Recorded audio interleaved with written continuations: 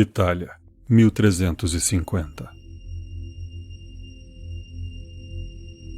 Um leve nevoeiro, misturado com fumaça, passava pela ruela suja e fétida nas primeiras horas da manhã. Uma estranha figura vestindo roupas de couro negro, botas, luvas e uma máscara com olhos de vidro e uma espécie de longo bico, caminhava lentamente e observava os mendigos e camponeses jogados pelo chão.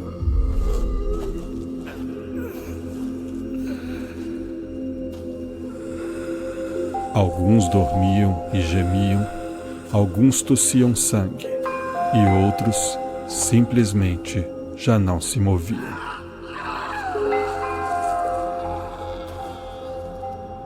O chapéu, também de couro negro, que a figura usava, indicava que era um tipo especial de médico.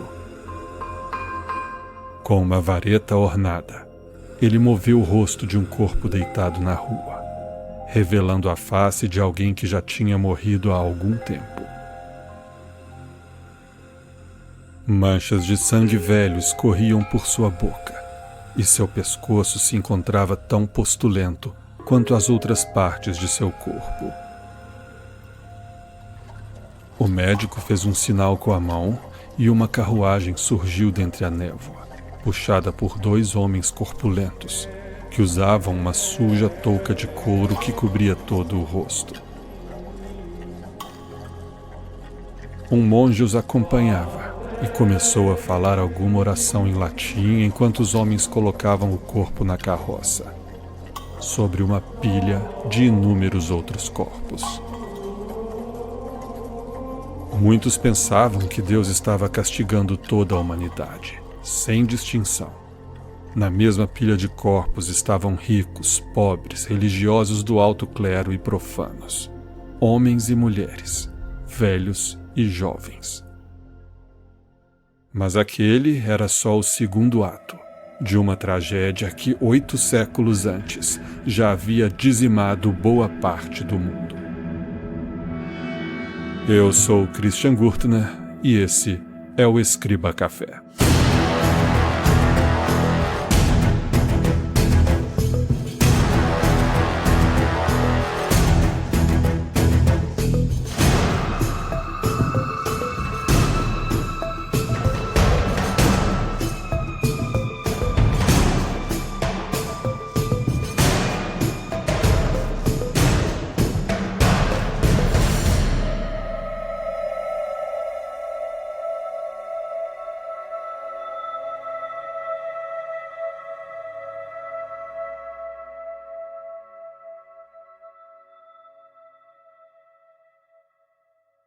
Ato 1. Império Romano. Ano 285.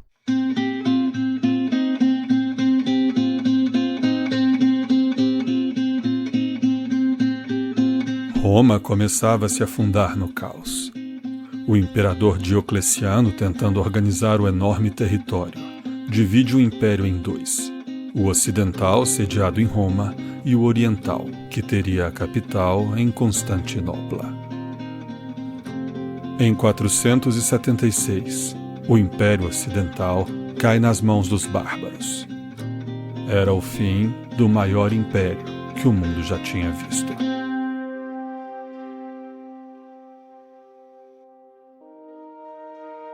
Mas o Império Oriental sobreviveu.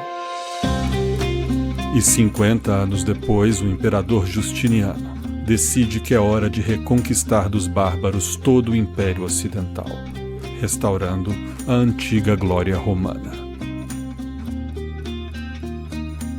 A campanha começou em 527 e colocou toda a Europa em guerra.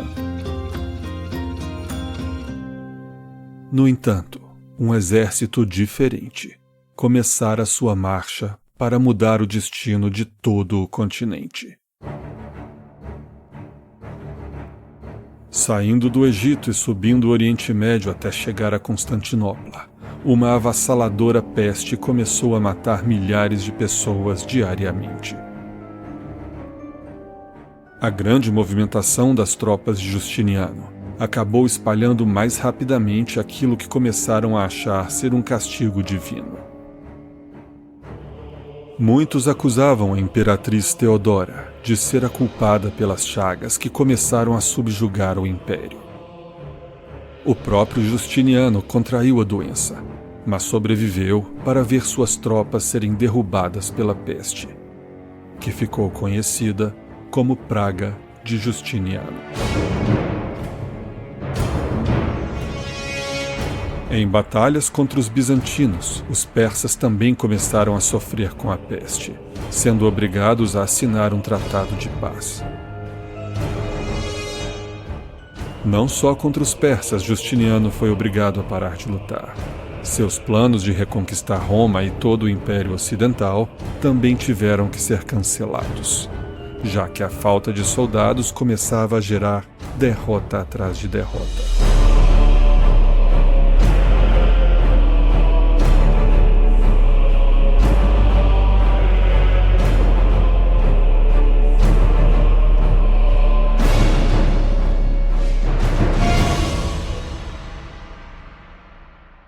A peste era terrível para as vítimas. Conhecida hoje como peste bubônica, é causada por uma bactéria transmitida pelas pulgas de ratos. A bactéria ataca os nódulos linfáticos nas axilas, virilha e pescoço, causando enormes bolhas de pus. Os membros ficam necrosados. Vômitos com sangue e alucinações também são sintomas comuns, deixando as vítimas com uma aparência aterradora, e na maioria dos casos, matava a vítima em uma semana.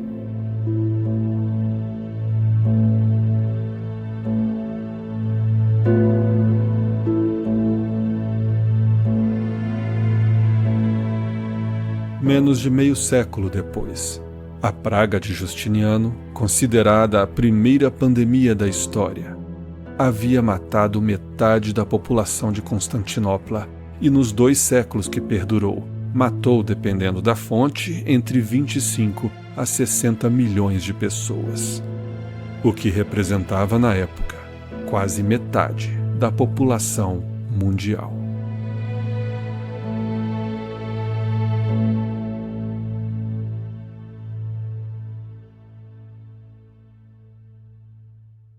Ato 2. Sicília, Itália, ano de 1347.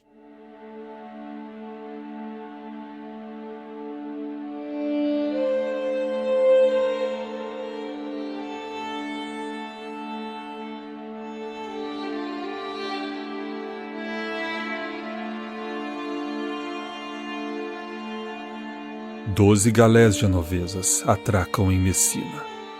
Porém, os habitantes se deparam com uma cena bizarra. A maioria dos marinheiros estava morta, com o corpo todo postulento, e aqueles que ainda estavam vivos se mostravam muito doentes.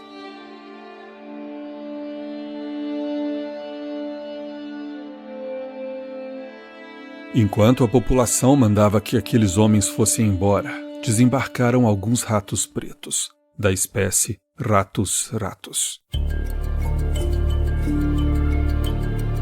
Esses ratos, naturalmente domesticados, vivem muito próximos dos seres humanos para se alimentar e se aquecer. E naquela época, estavam presentes em barcos, casas e ruas. Onde houvesse humanos, era bem provável que esses ratos estariam juntos. Mas os ratos que chegaram nas galés genovesas traziam consigo um outro passageiro em seus pelos: pulgas. E essas pulgas, em especial, estavam infectadas com uma bactéria que mudaria novamente o destino da humanidade. Assim que os ratos começaram a passear pelas ruas de Messina, começaram a passar suas pulgas para outros ratos, que voltavam para as casas que habitavam, onde as pulgas acabavam mordendo humanos, e mordiam também outros ratos, que infectavam suas pulgas que passavam para outros ratos num rápido contágio por toda a cidade. Ao morder os humanos, as pulgas passavam a bactéria que logo se deslocava até os gânglios linfáticos. Uma semana depois, os sintomas começaram a aparecer nas vítimas: febre, inchaços com pus, dedos necrosados e alucinações. Havia tempo que chegavam rumores e histórias macabras de maldições e pragas que estavam devastando o Oriente. E de fato, novamente a epidemia surgia na China, mas para muitos, a Europa estava a salvo. Até que a peste bateu em suas portas. Desesperados com a rapidez com que a doença se espalhava por Messina e os terríveis sintomas, muitos fugiram para outras cidades, levando sem saber a doença com eles.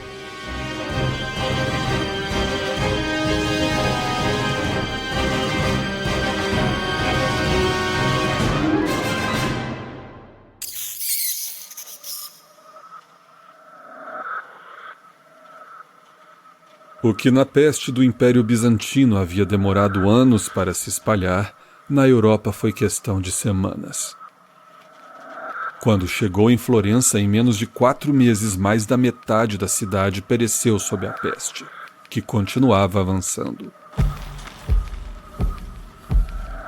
O problema é que a Europa do século XIV era um lugar muito diferente do Mediterrâneo de Justiniano. O número de pessoas na Terra havia aumentado muito, e a densidade demográfica em vários pontos do continente era enorme. Enquanto esse cenário propício ao ataque de vírus e bactérias se formava, a ciência ainda estava longe de entender e combater esses micro-organismos. E com as rotas comerciais movimentadas e interligando todas as cidades até as aldeias mais isoladas, a logística para uma pandemia de proporções bíblicas estava instituída. Navios repletos de ratos infectados levavam a peste para outras nações e a Europa rapidamente se encontrou em um cenário de devastação. Poucos meses após atacar a Itália, a peste domina a Espanha e a França, e em 1349 a Inglaterra já havia sido conquistada pelo exército de micróbios assassinos. A Europa estava caindo nação após nação. E no que Napoleão e Hitler futuramente falhariam, a peste negra venceu. Em 1353, Moscou é arrasada pela doença.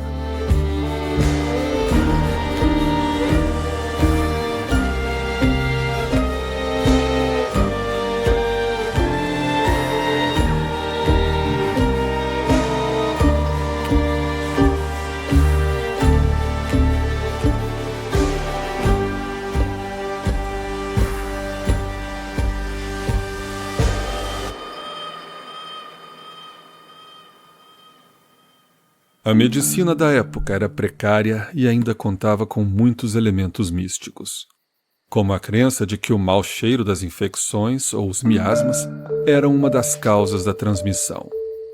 Assim, uma roupa especial foi criada na tentativa de isolar o médico do ar externo e do contato com os doentes. A longa roupa de couro era embebida com banha para tentar impermeabilizar a vestimenta. A máscara possuía olhos de vidro e um longo bico, que tinha 2 furos na ponta, para o médico poder respirar. E então o ar passava por ervas e outros elementos para filtrar o mau cheiro. Além da roupa preta, os médicos usavam um chapéu típico para identificá-los como médicos, e uma vareta que usavam para examinar doentes sem tocá-los, ou para afastar pessoas mais eufóricas pelas ruas. No final, o trabalho deles era mais social do que biológico.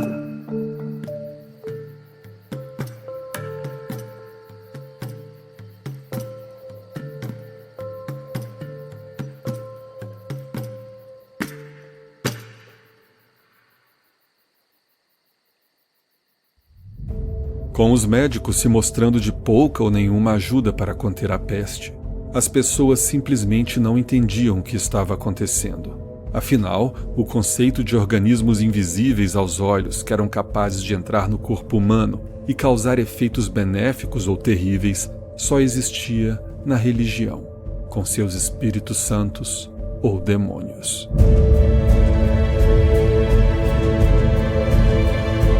Muitos acreditavam que aquilo era um evento paranormal, principalmente porque pouco tempo antes de estourar a pandemia, um cometa havia passado pelos céus, fazendo as pessoas interpretarem aquilo como um sinal, já que um cometa era algo tão incompreendido quanto uma bactéria naquela época.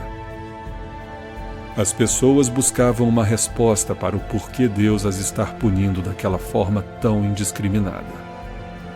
A culpa era jogada nos pecadores e hereges, incentivando perseguição a grupos, principalmente, para variar, aos judeus, que começaram a ser mortos aos montes por hordas enfurecidas.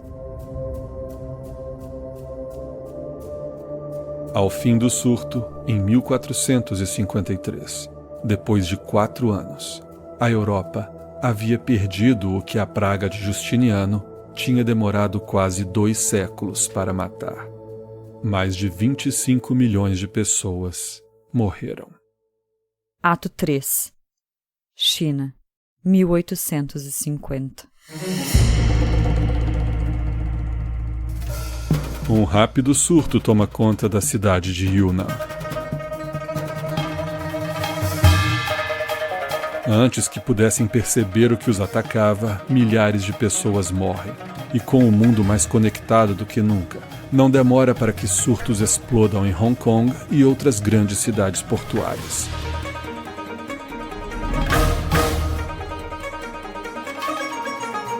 O que, com a grande movimentação de navios que cruzavam os oceanos, os ratos com pulgas infectadas foram levados para todas as partes do mundo, inclusive para o Brasil.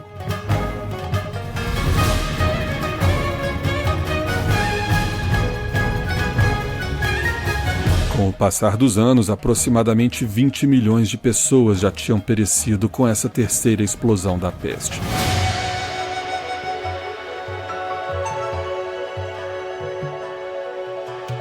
Contudo, no século XIX, o mundo era um lugar muito mais populoso do que a Europa na Idade Média. E assim, mesmo morrendo quase a mesma quantidade de pessoas que na peste negra, a porcentagem de mortes estava bem menor, o que significava que as coisas ainda poderiam piorar muito mais, resultando numa pandemia com números fatais assustadores. Mas não foi o que aconteceu.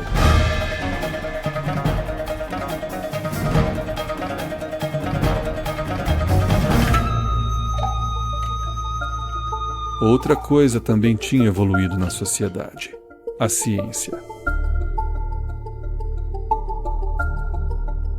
E esse terceiro ato foi crucial para que a doença fosse finalmente observada e estudada empiricamente. Os pesquisadores descobriram que as pulgas dos ratos eram os vetores de transmissão da doença e rapidamente ligaram os ratos pretos ao grande alcance das pandemias, já que os mesmos infestavam os navios mercantes.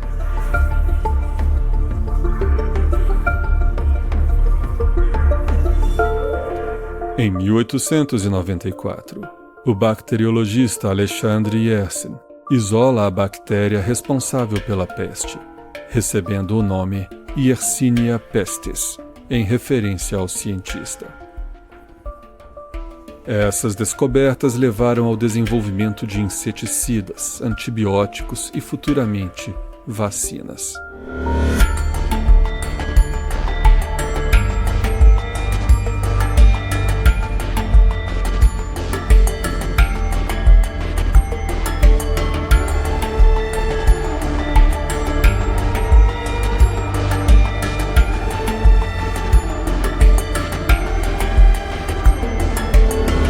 Essa terceira pandemia perdurou oficialmente até 1960, quando o número de mortes por ano baixou para 200.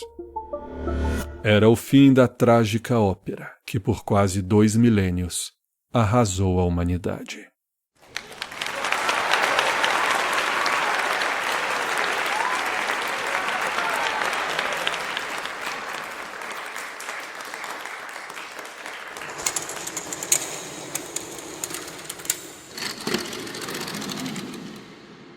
A peste negra foi uma das mais mortais pandemias da história e mudou a sociedade europeia para sempre e, em alguns aspectos, para melhor. O enorme sofrimento das vítimas e o sentimento de piedade dos seres humanos fez a caridade crescer como nunca. A sociedade havia sido desestruturada, pequenos centros urbanos esvaziados e muitas terras se tornaram improdutivas por falta de mão de obra. Aqueles em condições de trabalhar ou eram especializados podiam agora cobrar salários. Os serviços e produtos ficaram mais caros e os trabalhadores ganharam mais voz. Até mesmo as mulheres receberam alguns direitos antes inimagináveis. As exigências por menores impostos e mais direitos acabaram por desencadear protestos. O povo não conseguiu, na época, muito do que exigia, mas o velho sistema feudal encontrou seu fim.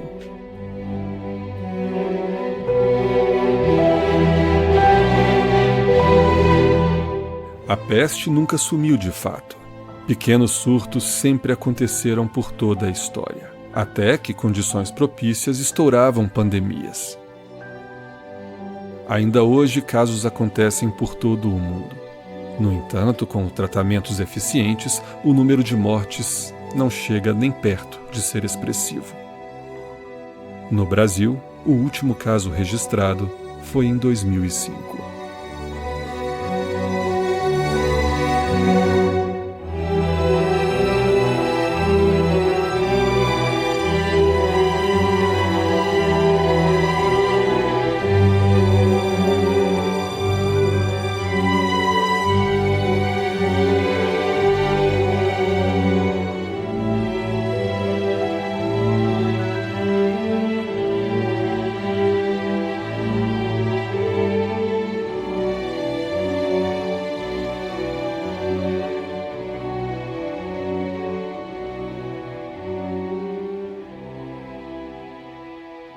Senhoras e senhores, muito obrigado pela audiência. Um agradecimento especial aos patronos e assinantes do Escriba Café Premium, que fazem o Escriba Café possível. Acesse escribacafé.com para mais informações e também para deixar seu comentário sobre esse episódio. Lembrando que o Escriba Café também publica conteúdo diferenciado nas redes sociais. Siga no Twitter e Instagram. É só procurar por Escriba Café, tudo junto. A todos que me ouvem, o meu muito obrigado, um grande abraço e fiquem em paz.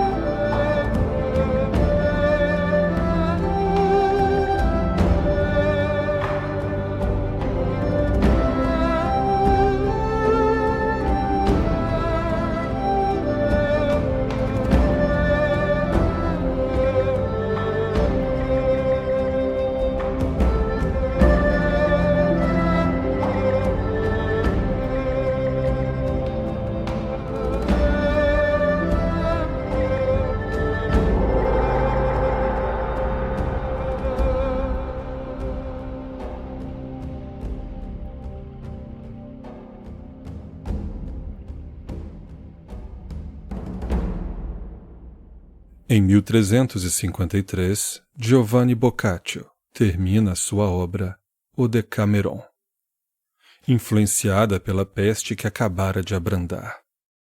Várias passagens da obra nos dão uma visão de testemunha, como no trecho a seguir.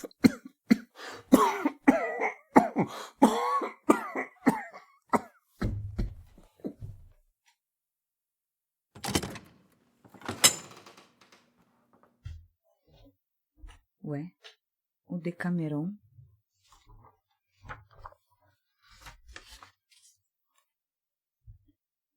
Não se tratava apenas de um cidadão evitar outro, e de pessoas quase sempre negligenciando seus vizinhos e raramente ou nunca visitando seus parentes, abordando-os apenas à distância.